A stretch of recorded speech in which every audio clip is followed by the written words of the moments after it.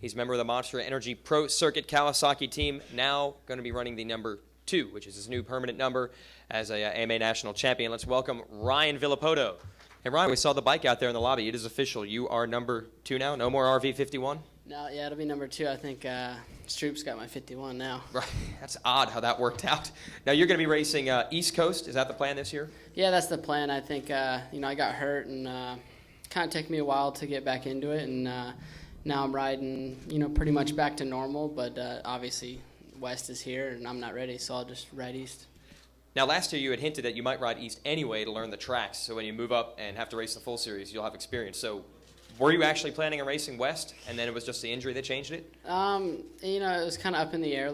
I planned on maybe riding, West, and but there was still, that possibility of riding East, and it just gets a lot easier to ride West, especially when you're based out of California, and obviously the injury put it in that I was pretty much riding East.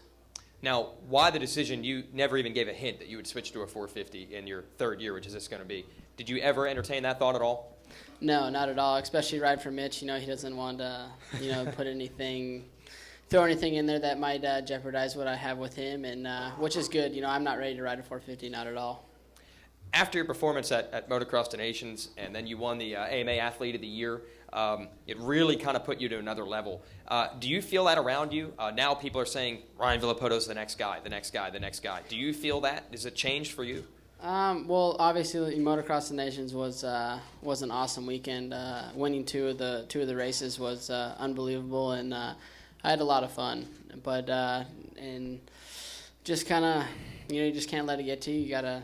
Obviously, I'm showing up, going to race East, and, who knows who's going to show up. There might be someone that's just as good as I am and has the same speed, and we might battle all year, but going into outdoors. So I just got to, work hard and not even think about all that stuff.